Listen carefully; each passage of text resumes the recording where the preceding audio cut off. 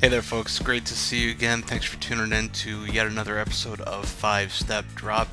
We are now at the point of double-digit subscribers. Awesome. Can't be happier about that. Hoping to get to triple-digit before too long, but before that, all of you who are watching and enjoying the show, I greatly appreciate it, and who've checked out the rest of what's going on, I really appreciate it. And there's going to be some special stuff coming up here soon, so do keep an eye out for that. We've got another 4 questions.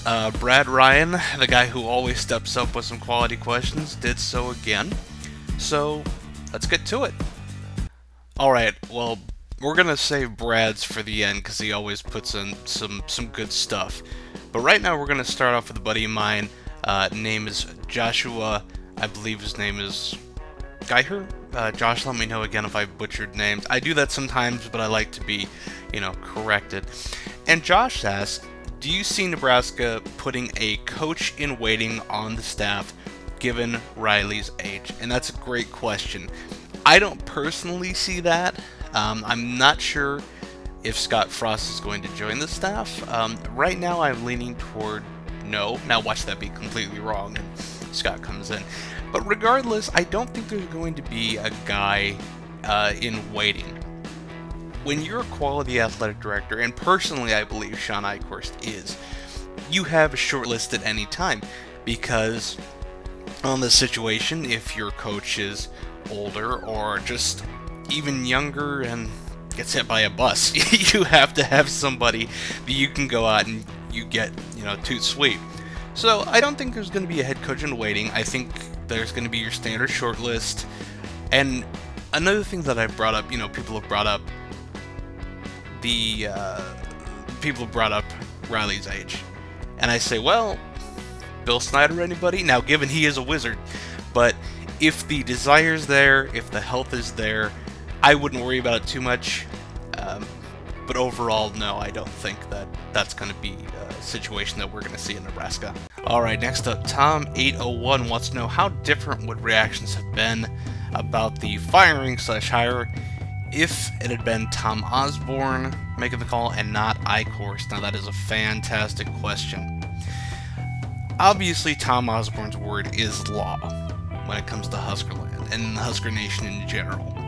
So if he would have been the one saying, much like he did with Callahan, that just unfortunately things aren't going as well as they probably should, we feel we have enough talent to do more than we are, etc., etc., etc. The YouTube link is out there, just search for Callahan fired, trust me, you'll find it very quickly. Then I think there would have been a little bit more understanding, and I do believe that regardless, the people that didn't want to go, that didn't want to see Bo go, didn't want to see Bo go. And even Tom delivering that news wouldn't have been welcome. I think that Tom delivering the news that Mike Riley was hired initially wouldn't have necessarily been welcome. But he's got that. He's got that that measure of, well, this is Tom. He's been around the block. He's got that issue of, okay, well, we believe him. He's been around the program so much, and he's almost got that deity status. I mean, crying out loud, he's already got a statue. But Eichorst, he is very reserved. Nobody really knew what he was going to do. A lot of people were thinking he's not going to do anything. He's just going to sit back and, chill until Barry Alvarez steps down from Wisconsin and head over there. And that may be what he eventually does. But stepping up, I think Sean said a lot of what Tom would have, maybe not necessarily in the same way, but he did state very clearly that Nebraska wants to compete for championships and has not been doing that. Fair enough. I mean, yes, they had gotten to conference championships and whatnot, but had consistently fallen short. No debating that, right? So, do I think Tom saying it would have been more well received by the people who wanted Bo to stay? I think a little bit more, but ultimately, the fans of Bo, not necessarily Nebraska fans, but more fans of Bo, wouldn't have liked it regardless. You know, I mean, you could have Jack the janitor come in and say, hey, I've got a piece of paper here signed by Tom Osborne and Sean Eichorst. The folks who wanted him gone would have been elated.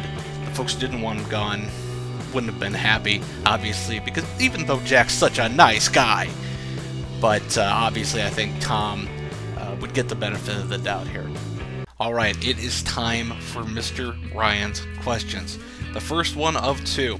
Do you think Bo will end up with a nice defensive coordinator job, take a lesser head coaching job, or possibly head back to the NFL as an assistant? No, no, and no. Right now, the guy is being paid, what, 150 grand to sit around for 51 months? And the fact of the matter is, I don't know who would be interested in him. I don't think he would want to take a defensive coordinator job, even at a Power 5 conference. I severely doubt that he would take a lesser head coach job, even at a Power 5 conference. And I don't know that he'd want to go back to the NFL.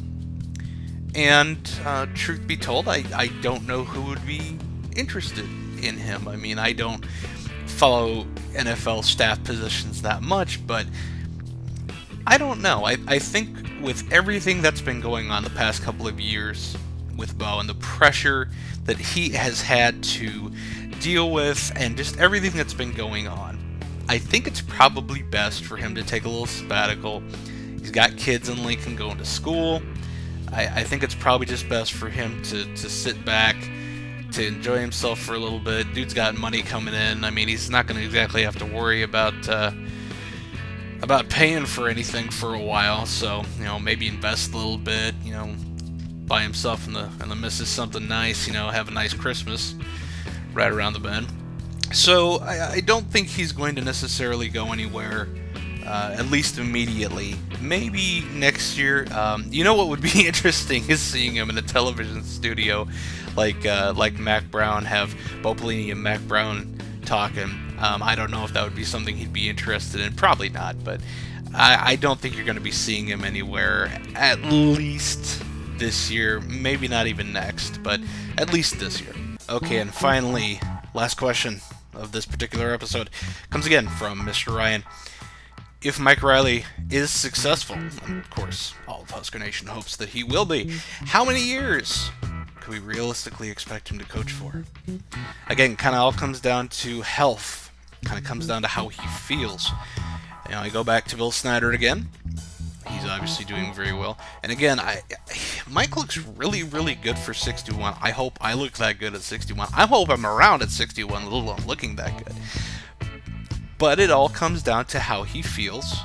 It all comes down to, you know, if he's... I think Mike, if he is successful, would be happy to kind of ride things out here. So, I really can't say. I do believe that with his style of coaching, his style of teaching, that Nebraska will be competing for the Big Ten championship within a 3-year span. Which means Nebraska would be competing for a shot at the college football playoff within a 3-year span.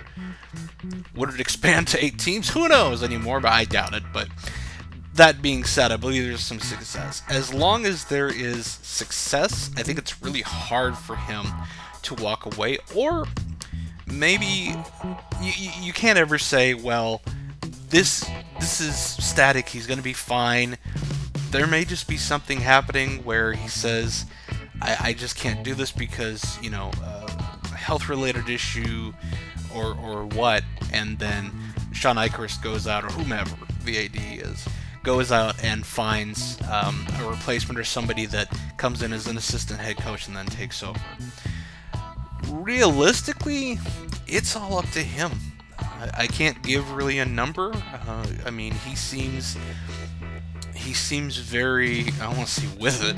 I don't want to make him sound like that Alzheimer's is setting in, because that would be horrific to say and suggest. No, I think he'll probably be around for, I'm going to say, a minimum of 5 years if successful. And I think that's being generous on the minimum side. If successful, again, you know, we keep using that that qualifier.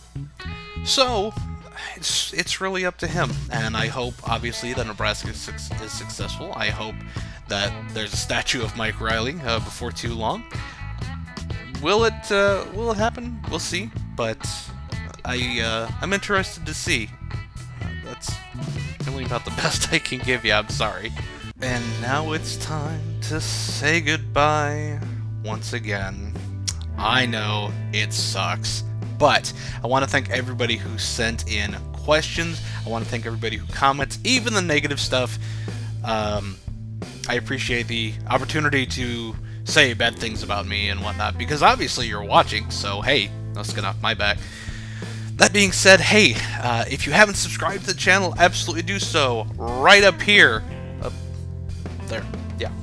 Subscribe to the channel, follow me on YouTube, like the Facebook page, all that good stuff. If you have questions for the next episode, you can always leave them in the comments. Hit me up on Twitter, all that good stuff. It has been a pleasure once again, folks. And again, there's some new stuff coming down the way. Keep an eye open for that. And I look forward to talking to you yet again. In the meantime, take care, stay safe, and go